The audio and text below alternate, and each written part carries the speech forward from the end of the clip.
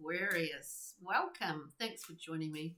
This is your reading for this full moon in Gemini, which is happening this evening. This is the 7th of December in Aotearoa, and it's a Wednesday. So this is your reading. So thanks for joining me, and remember, these are very general, so take what resonates and just leave what doesn't. Thank you for your likes and, comments. It's always good to hear how people are finding these times. And Aquarius, what else was I going to say?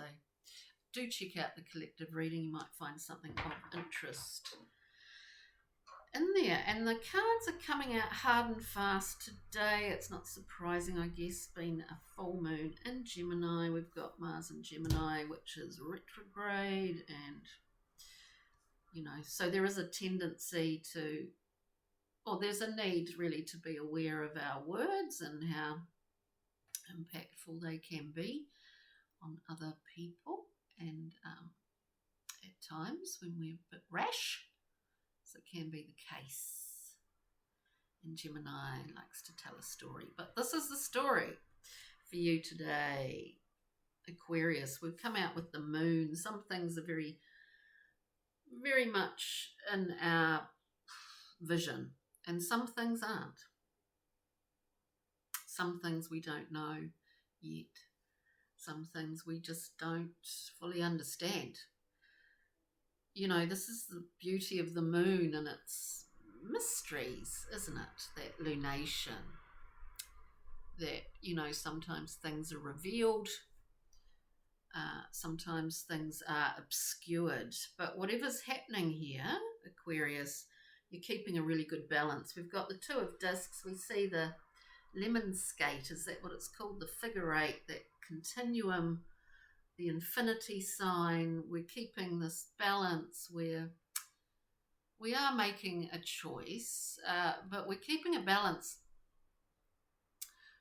when there's a lot of stuff going on around us externally. We can see that in a sense at the moment, where media and information is just so contradictory and quite full on and immediate, that we retain a balance within this. We keep an open mind. I see a very open-minded Aquarius here.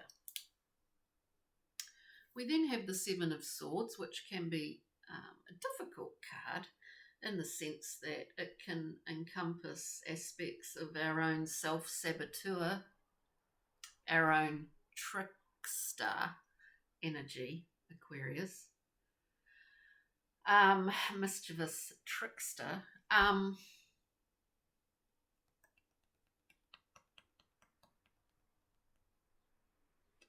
It could be at the same time an experience of recent times, possibly, where the card itself can sometimes be called a thief in the night.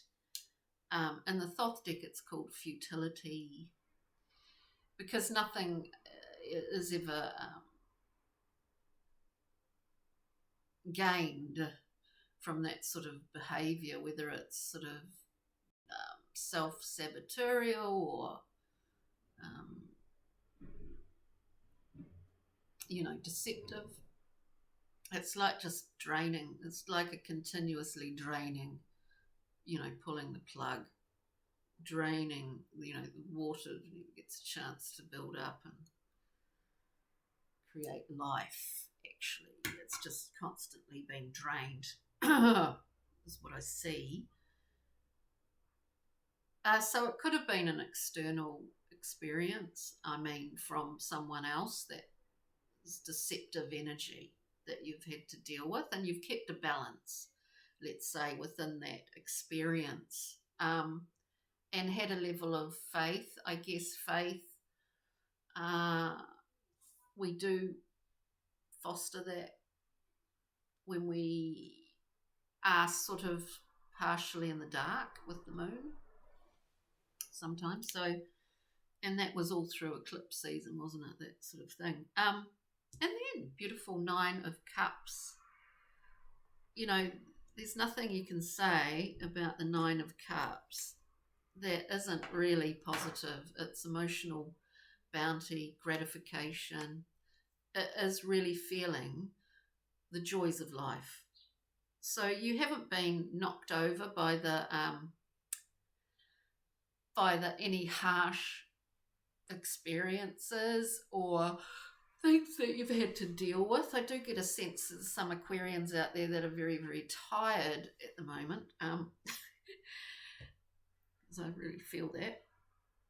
So yeah, it's interesting. So let's go through and clarify for you, Aquarius.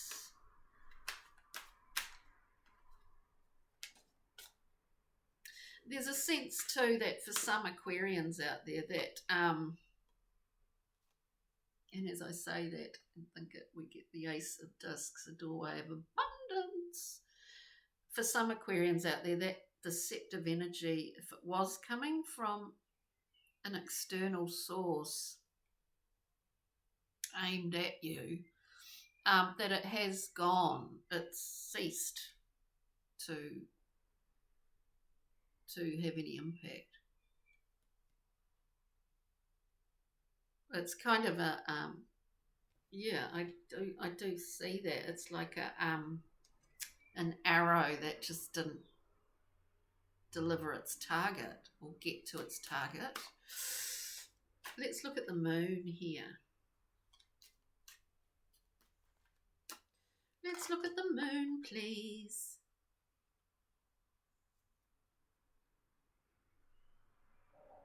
Okay, we deal with the, you know, the unconscious, the subconscious, the superconscious, you know, all these aspects to our own mind.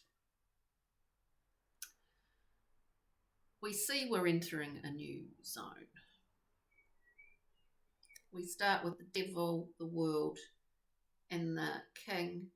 It is the king, yeah, the King of Swords. In some ways, the King of Swords is very you. For some Aquarians out there, it's very you. It is a strength. There's not a lot of emotion. The King of Swords isn't directed by emotion.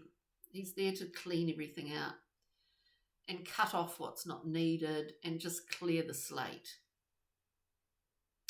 The devil, well, we know the devil. It is about our attachments, our addictions. It's also about enjoying the fruits of life and everything that's on offer. It's the double-sided coin, isn't it? We enjoy all the fruits of this glorious life that is a gift. At the same time, we do get attached to certain things. But I see an Aquarius that fully understands that aspect within themselves as an individual, because we really are going into a new cycle here with the world. And maybe you don't feel it yet, but it's a clean slate. There's some new beginning here. Two of Discs, please. This choice that's made at some point. Before we can take off into this new zone, Aquarius, we need to have a rest. Four of Swords. We need a little bit more information to come through as guidance. We get that in times of peace and rest. The Four of Swords cannot be underestimated in that sense. We enter our chamber and we rest, you know, and it's not something that people do or value in this society so much, though I guess more people are appreciating it maybe, but generally in society everyone thinks that constant distraction and busyness is some kind of badge of honour. This is the summation of my self-worth. The reality is that at times we need the Four of Swords.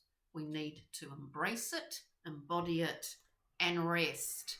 And that's where we get information coming to us that has great guidance, has a great capacity to guide us, you could say.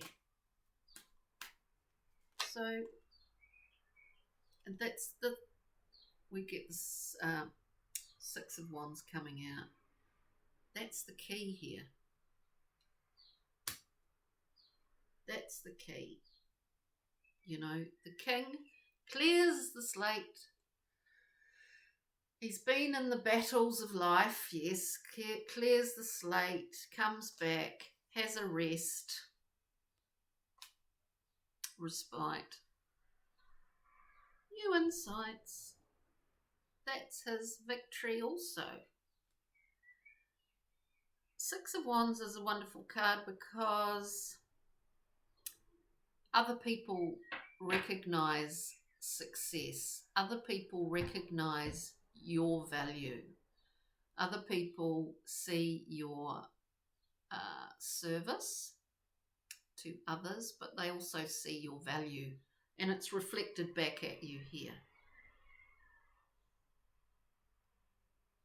It's quite lovely.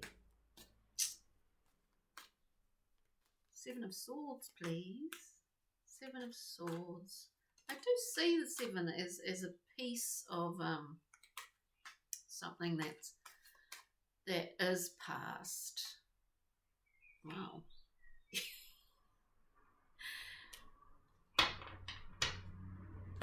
Seven of Swords. Whatever happened with the Seven of Swords in your life, and I do see it as directed at you by someone else, it's working as an experience that's really kick-started a level of transformation for you. We've got death. And maybe in the whole scheme of things, it's like sometimes things have to happen. You know, it's not the first transformation, it won't be the last. But there's something in here that has allowed you to let go of something. With the Death card, we also get the King of Pentacles. We've got two kings here. One of the earthly realm, the physical world, I mean, and one of the mind. Those two working in cahoots really get the wheel of life rolling. They really get things happening.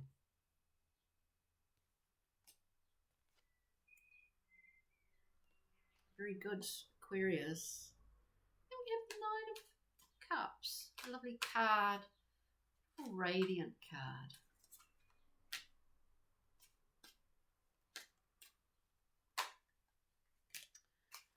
Radiant card.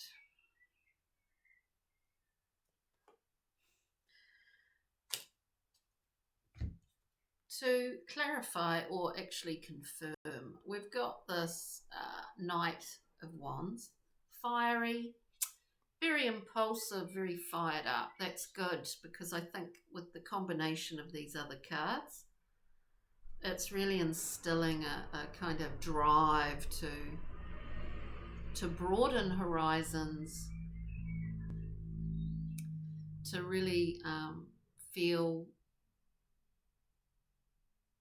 the force of your creative passions in all aspects of life, not just one, but in all aspects of life. I say that because we've got the Ten of Cups, a natural progression from the Nine. This is full. I actually, what I did get from that, what I get from it, it's like full connect, Aquarius. I think there's someone coming in. I think you've just had such a big sort of shift and turnaround and clean out. and transformation and understanding. And really this Four of Swords is a key to that there's someone coming in. I do see this, someone coming in, whether you're male, female, non-binary, whatever. There's someone coming into your life at some point soon. Soon. Where are we? Pixie and Fairies. Let's just get a little glimmer here. Got this card coming out twice. We've got Epona's Wild Daughter. Looking back in time. You've actually, it's like being in the wrestling match of the, what up until a certain point wasn't that conscious to you. It is now. This card represents this sort of journeying into that realm, and you've wrestled with every, how would you put it, every demon that you've ever had. You've sized them up, you've felt them out, you know what their favourite food is, and you've dealt with it. Nellis the Alchemist. And in doing that, you've created this sort of future forward, what's the word for it? Future forward vision that is coming to be. This is pure electric energy, kinetic energy. It's a Lenlai sculpture on steroids. And you're driving it, Aquarius. You're driving it. Oof, I feel like I need a break now after that roller coaster ride.